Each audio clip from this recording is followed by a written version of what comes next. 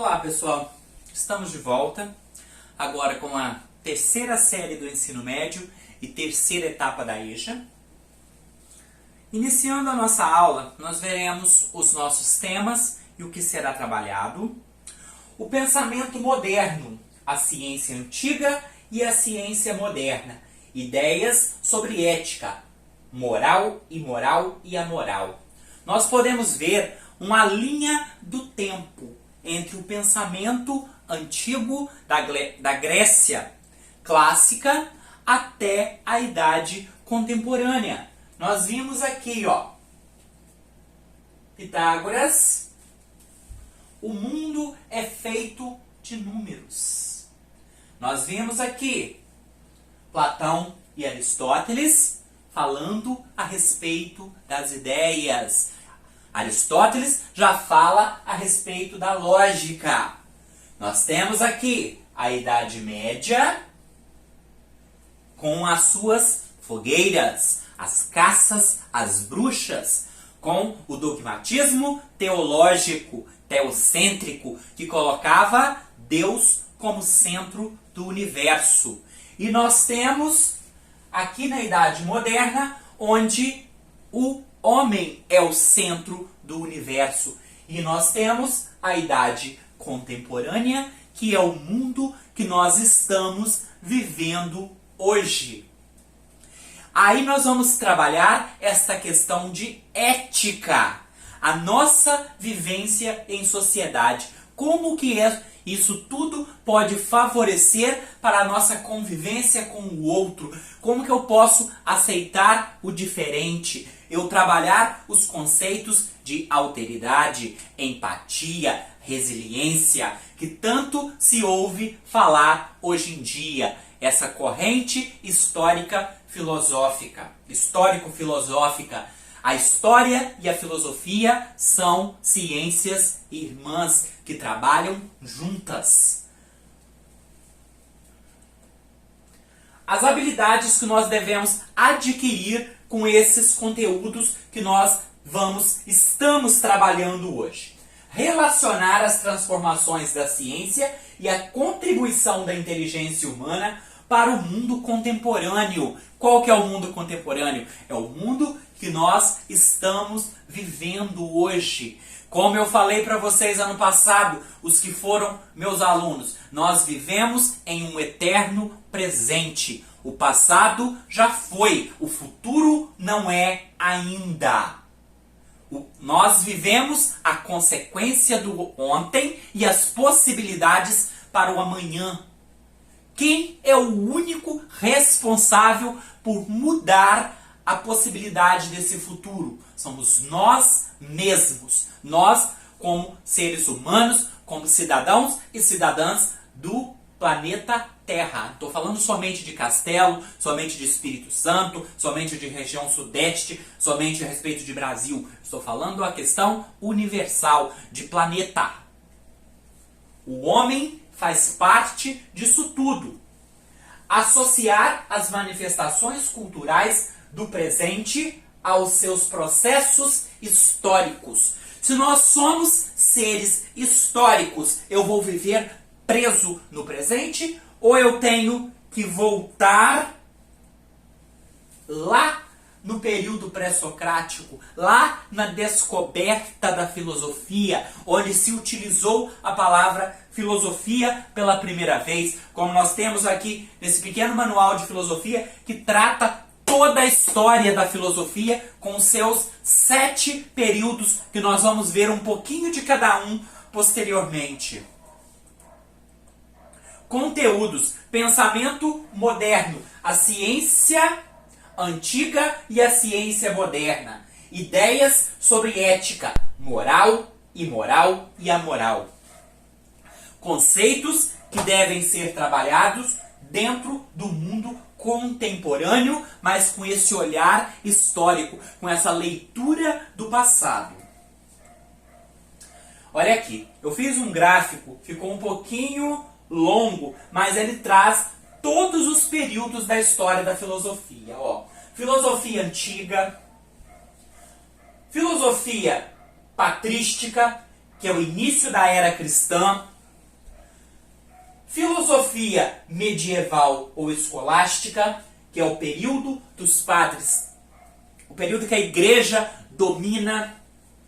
Depois nós temos a Renascença, o Renascimento, onde surge a Idade Moderna, onde se começa a ideia de iluminismo ou filosofia da ilustração. Se tem a falsa ideia de apagar todo o passado e recomeçar, de apagar o conhecimento produzido na Idade Média. A Idade Média não foi só trevas. Se você for olhar do contexto histórico, o quanto que se produziu, mas se teve uma visão quase que unilateral da história. Na Idade Média, não se admitia que eu pudesse trabalhar com esse tipo de obra. Estão vendo aí o título da obra? Eu poderia utilizar ou iria acontecer igual aqui, ó? Estamos aqui, ó. Na Idade Média. Para muitos, nós ainda estamos na Idade Média. Eu poderia ter conhecimento disso daqui, aqui? Eu poderia ter conhecimento disso aqui, aqui? O que vocês acham? Aí entra os conceitos de ética e moral, que pega somente aqui. São todos instrumentos de conhecimento, inspirados ou não.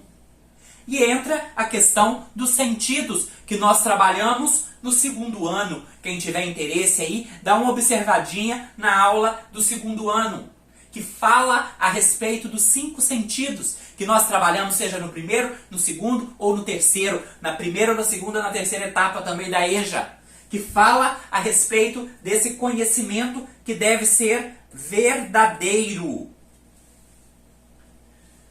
Filosofia moderna, como falei, ilustração e iluminismo, e filosofia contemporânea. É a filosofia atual, que começa a partir do século XIX, século XX.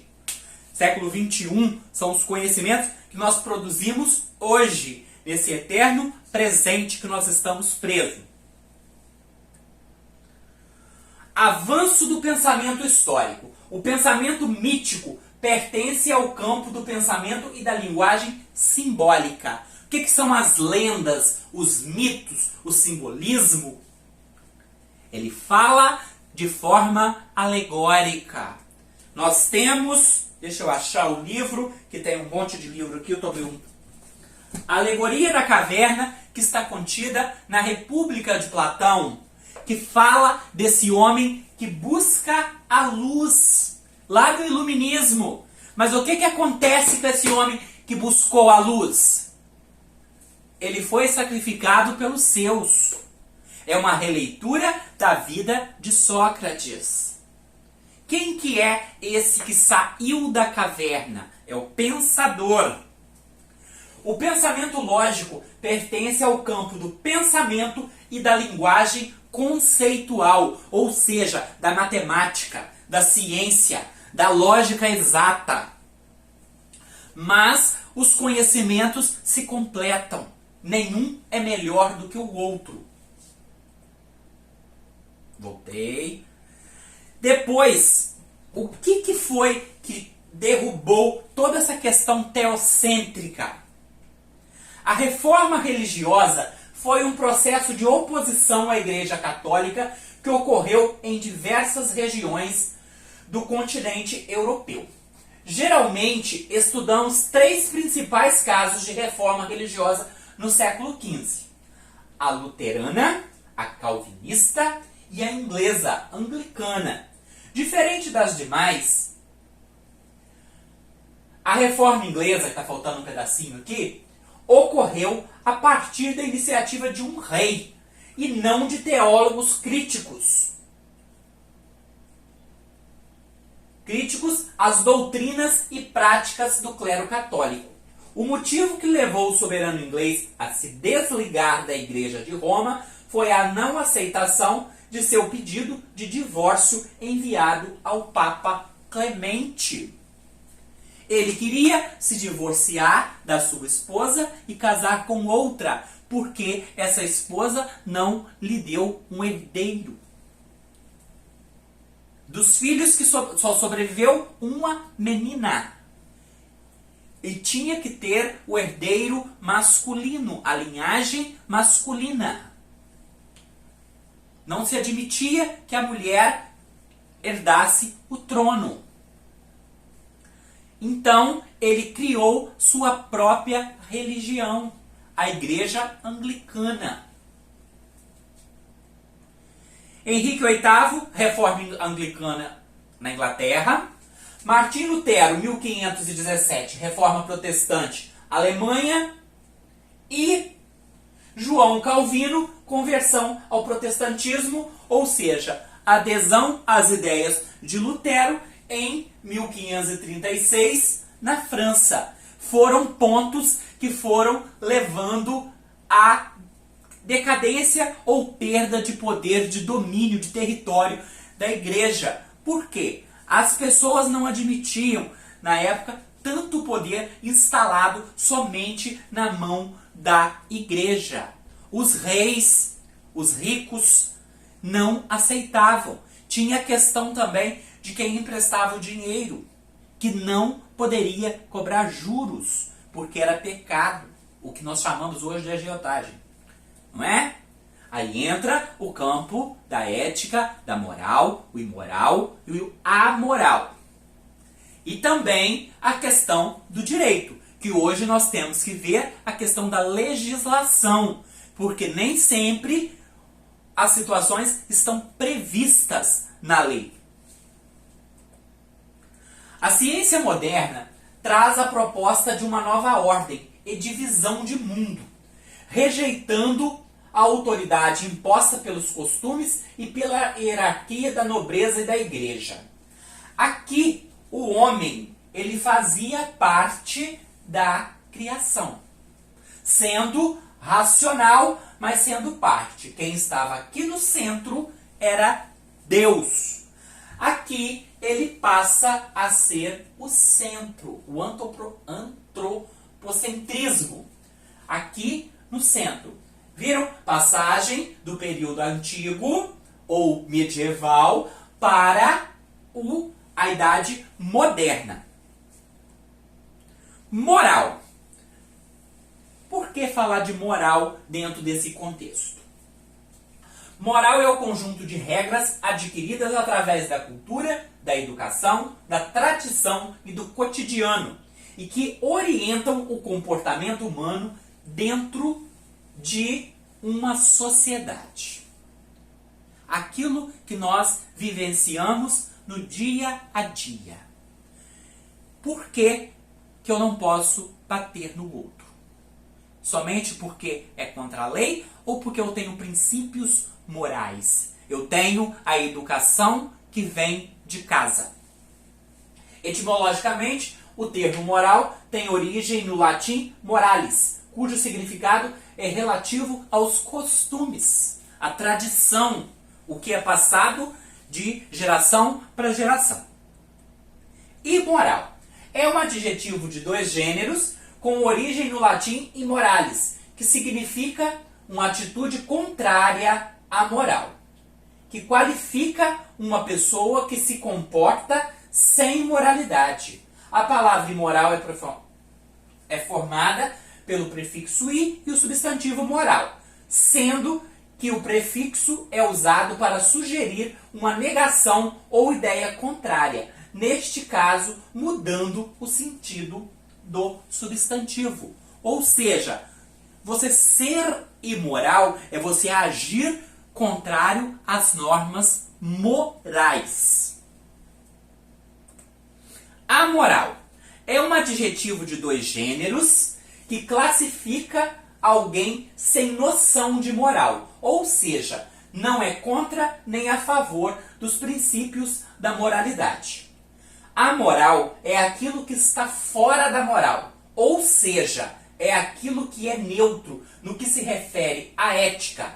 Em um sentido prático, o indivíduo amoral vive sem as condições subjetivas para que os seus atos ou juízos sejam morais. Ou seja, a pessoa não tem consciência dos atos, se são morais ou não. Aqui nós finalizamos nossa aula. Gostaria de agradecer a todos pela paciência até agora, por acompanharem. Até a próxima e fiquem em casa.